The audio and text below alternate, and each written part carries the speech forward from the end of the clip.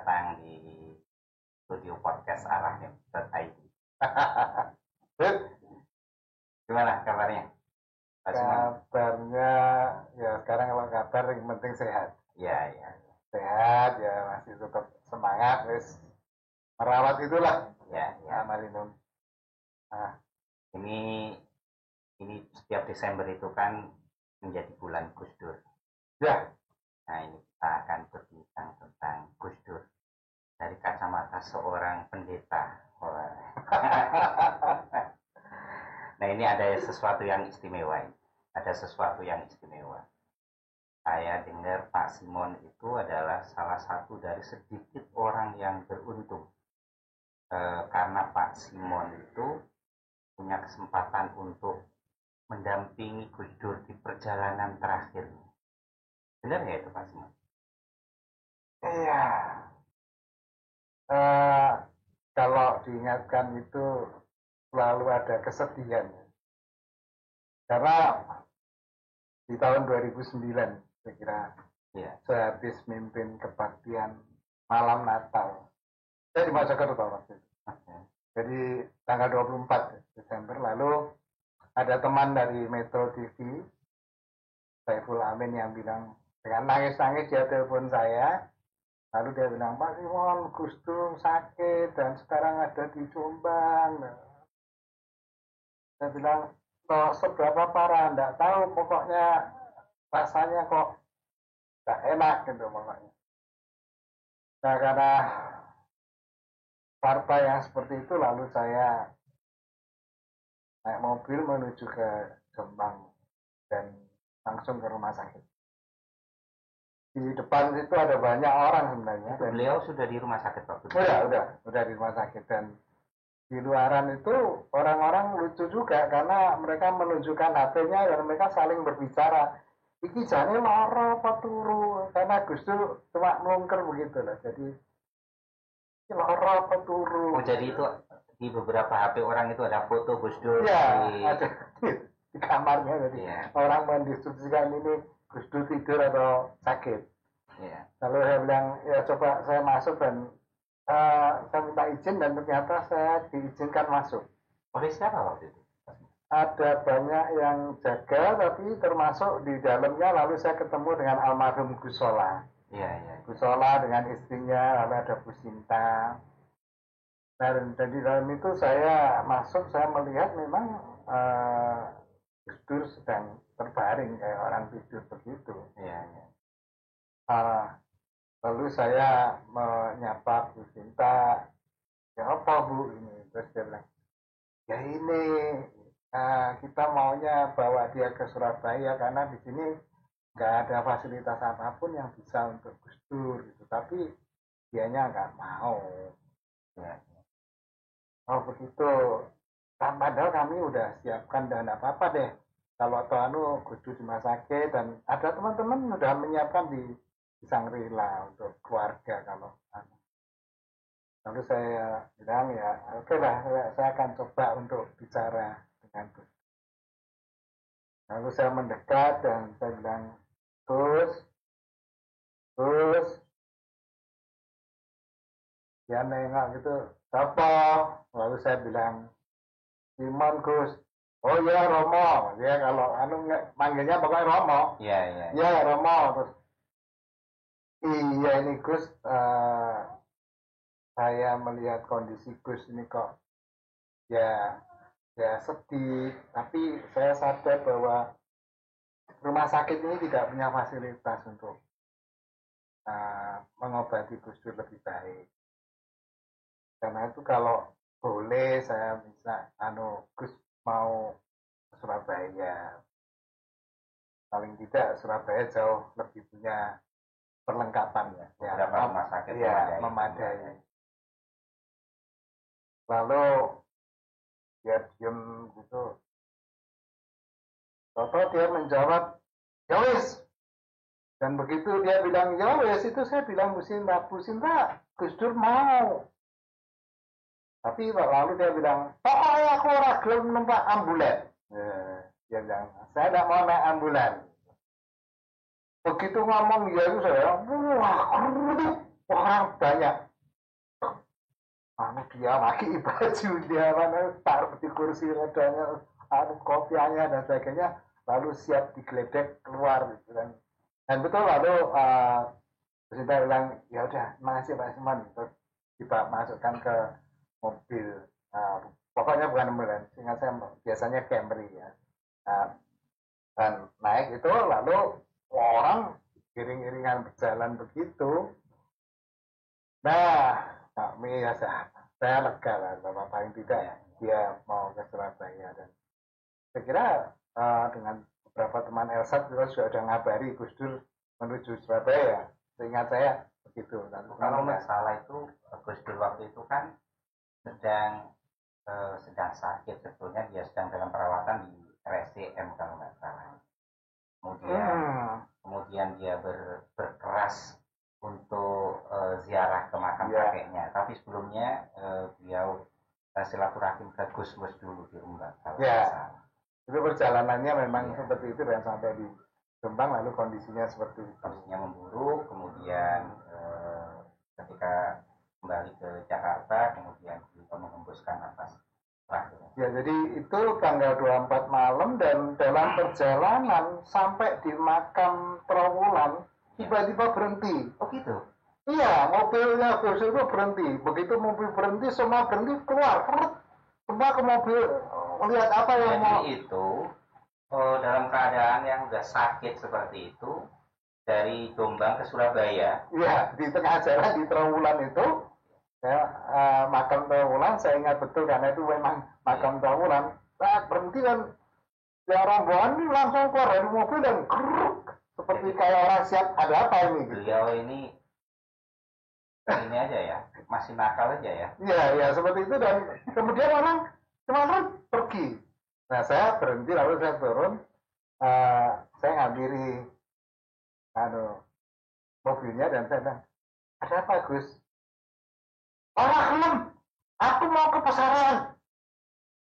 Loh Gus, kita kan tadi sepakat mau ke Surabaya. Enggak, aku mau balik Pasaran. Sampai kemudian Bu Sinta yang bilang, udah Pak Simon, ya biar kita balik aja ke Pasaran. Jadi ini rombongan akhirnya balik ke Jombang? Balik ke Jombang. Ke kesariannya Mbak Hashim? Ya, saya nggak tahu mereka ke rumah sakit atau ke Jombang Pesarian, tapi yang jelas rombongan itu balik. Dan saya pulang ke Mojokerto, tapi dalam perjalanan itu hati saya itu yang paling hati saya banyak bicara tentang betapa susah juga ya jadi istrinya Gus Dur. Dan Bu Sinta itu waktu ngomong udah macam nggak usah. Jadi kayak orang yang wes lah, angel aja. Nah sekarang ya sudah lah. Tapi itu berkesan sekali untuk saya bagaimana Bu Sinta itu menjadi istri Gus Dur ya. Dan dengan seperti itu dia mengikuti, mendampingi Gus Dur. Dan ya sudah saya pulang, tapi sampai di rumah pun saya masih kepikiran ini apa gimana. Dan tapi kebesokan harinya mungkin sehabis dari Pesarian dan mereka ke Jakarta, bisa pulang ke Jakarta. Lalu saya pikir wah ya sudahlah, dia sudah lebih aman karena bisa balik ke Jakarta, mendapatkan perawatan medis yang lebih baik sekali jadi, atau bahkan ada Umar juga kan yang menjadi nah itu yang saya kira saya punya kesempatan dengan Gus Dur. Tapi kemudian tanggal 30 saya kira kembali teman Metro itu nangis-nangis bilang Gus Dur nggak ada, teman Gus Dur itu Gus Dur bapak. Dan kemudian saya buka TV, nah ini kalau saya ngomong ini mesti jadi merinding ini Mas Inung, karena bagi saya itu momentum yang mengagetkan sekali, karena saya berpikir bahwa dia di Jakarta akan dirawat dengan baik ya. Ternyata toh ya 24 itu menjadi momen terakhir saya ketemu Gus Dur, dan bagaimana Gus Dur marah minta persarian itu saya menikmati seperti itulah. Saya itu termasuk orang yang kiri dan orang-orang seperti yang bisa mendapatkan momen yang langka untuk mendampingi beliau pada bahkan saat-saat terakhir kayak gitu. Ya sebenarnya ketika pendeta lagi. Saya tapi ketika Gus Dur di rumah sakit Cipto, saya pernah datang dan saya masuk uang itu dan Gus Dur tidur di lantai. Itu ya. Waktu penjalangan yang ke RSCM itu waktu yang Gus Dur yang di rumah sakit yang terakhir. Saya kira enggak, jadi mungkin 2 atau 3 bulan ya. Oh. Jadi ketika dibilangin lalu datang dan saya itu kaget sekali karena melihat tangan sebelah kiri Gus Dur besar, membesar ya. Dan dia tidur di lantai, tidak di tempat tidur begitu. Jadi ya sempat ngobrol-ngobrol dengan salah bahwa lalu yang ya sudah pokoknya seperti inilah. Dan kesaksian banyak orang itu Gus Dur tidak pernah mengeluhkan kesakitan ini. Lebih banyak begitu ya, ketika Gus ini nggak apa-apa tapi saya kalau lihat tangannya kayak gini orang apa mau, jadi dia pokoknya ingatnya cuma romo jadi saya kira itu. Dan saya punya momen yang juga sedih bersama Gus Dur ketika teman-teman itu mengundang dia datang dan saya sebenarnya orang yang sudah mengatakan udah deh ketika rame-ramenya undang-undang pornografi ya. Oh iya. Ya. Dan saya bilang udah jangan manggil Gus Dur lah, itu kasihan dia kalau datang. Tapi teman-teman bilang nggak bisa, ini masih datangkan kan. Dan di depan Gerahadi itu hati saya terenyuh itu kenapa? Karena Gus Dur itu untuk naik panggung lalu digotong gitu. Dan orang ya saya ngerti loh teman-teman sangat mendambakan sosok Gus Dur dan walaupun tidak ngomong banyak tentang undang-undang pornografi itu, tapi itu menjadi kekuatan, magnetnya luar biasa. Ada Butet waktu itu saya ingatnya. Jadi dan malah Butet tidak bisa ngomong banyak karena kemudian Gus Dur naik dan tapi bahwa dia diangkat naik itu rasanya gak terima gitu hati saya itu karena kenapa orang kayak gini kamu kan aduh kok teganya gitu. Mau. Nah itu yang celakanya kan di situ. Jadi satu sisi saya merasa bahwa sebaiknya enggak lah dia diberi waktu untuk istirahat yang lebih baik, tetapi di lain ya bahwa memang kehadiran dia itu magnet yang luar biasa, jadi itu yang nggak bisa dipungkiri gitu. Itu juga mungkin ketika Gus Dur wafat itu pasti jutaan orang berduka, ya. Tapi juga nyaris semua orang pada akhirnya harus merelakan waktunya untuk istirahat. Sudah terlalu lama beliau berjuang dengan sangat keras. Bahkan ketika yang muda-muda yang harus mengambil alih pada saat fisik beliau sudah sangat lemah gitu, masih dibopong ke sana kemari untuk memberi suntikan semangat. Iya. Saya masih ingat juga waktu masuk kamar dan ketemu almarhum Gus Solah. Jadi Gus Solah itu lalu bilang gini, ya gini nih Gus Dur itu, dia tidak pernah peduli memeriksakan kesehatannya. Kalau saya setahun 2 kali saya cek dan lalu saya nyeletuk dan celetukan saya itu saya masih ingat, ya memang beda Gus Solah ini kan orang teknik. Jadi orang teknik itu pikirannya teknik yang sudah tertata gitu. Sedangkan Gus Dur ini orang ilmu sosial. Jadi orang ilmu sosial itu memang angel untuk hal yang seperti ini. Jadi itu bedanya. Kenapa? Dan Gus Solah cuma mantuk-mantuk. Tapi ya seperti itu jadi saya bisa mengerti lah bahwa betapa memang susah untuk mengendalikan Gus untuk tidak melibatkan diri pada hal-hal yang bersifat kemanusiaan. Itu yang susah. Pak Simon itu sejak kapan mulai yang mungkin dekat atau mungkin mulai berkenalan dengan Gus Dur itu sejak kapan? Saya tahun 96 ya ketika mulai kumpul-kumpul. Dulu seingat saya kalau datang ke kantornya atau tempatnya teman PMI itu hampir tidak pernah saya jumpai kantor yang tidak ada gambarnya Gus Dur. Jadi selalu ada gambar Gus Dur, sehingga lalu itu membuat saya orang. Nah lalu banyaklah kumpul dengan mereka dan kemudian mulai bercerita banyak tentang Gus Dur, dan kemudian dari situlah saya belajar mengenal Gus Dur. Dan baru sekitar tahun ketika apa ya tragedi 96 ya, Surabaya Situbondo itu juga saya kira kehadiran Gus Dur, nah itu yang membuat agak mengenal lebih dekat dengan Gus Dur. Kira tahun-tahun itulah. Apa yang ini menarik? Apa sebetulnya yang membuat seorang pendeta Simon Filantropa begitu respect terhadap manusia yang bernama Abdurrahman Wahid? Dari sekian banyak sisi yang saya kagumi dari Gus Dur itu cuma satu, bahwa dia membuat orang beragama itu mesti berwajah humanis. Saya kira itu yang punya kekuatan bagi saya ya, bahwa apapun yang dilakukan Gus Dur bagi saya, dia memberikan keteladanan bahwa beragama itu harus berwajah humanis.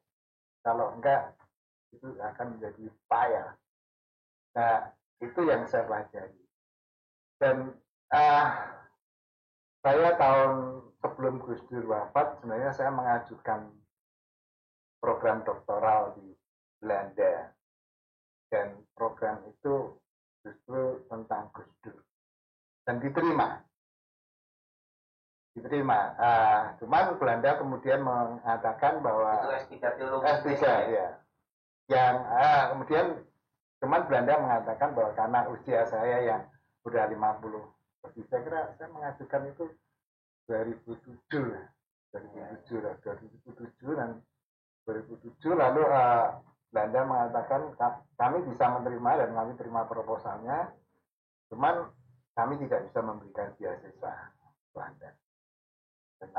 Karena itu kemudian cari ini tidak dapat juga beasiswa karena usia yang sudah gitu. Dan kok ya 2009 beliau nggak ada, lalu jadi semuanya udah. Waktu itu yang mau di studi untuk S3 jadi justru tentang apanya? Saya mau studi Gus Dur justru dalam kerangka ide federalisasi dari negara federal yang di awal-awalnya dia menolak, tapi kemudian oh iya ini itu juga nggak ada kaitannya dengan teologi. Ya teologi yang agak sampai negoro lah. Karena kan saya dulu S2-nya kan mengambil Martin Luther King dengan tulisan dia tentang integrasi. Ya, integrasi. Lalu saya pikir ini sosok Gus Dur yang lebih tajam bahwa dan sekedar integrasi tapi federasi ini menarik. Gitu. Dan proposal itu saya ajukan, jadi modelnya kan suruh ngajukan proposal yang mau dibuat, dan anehnya diterima saya proposal, cuman dia tidak bisa membiayai.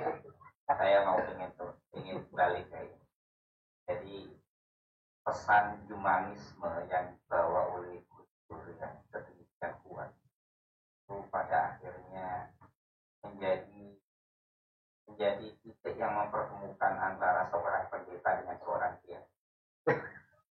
Saya kira iya. Itu kalau misalkan dilihat dari sudut pandang kekristenan gitu seperti apa? Kekristenan itu kan kekuatannya justru di dalam dia memahami betul bahwa Allah menjadi manusia. Jadi sebenarnya kalau ngomong humanisme itu kan Kristen banget.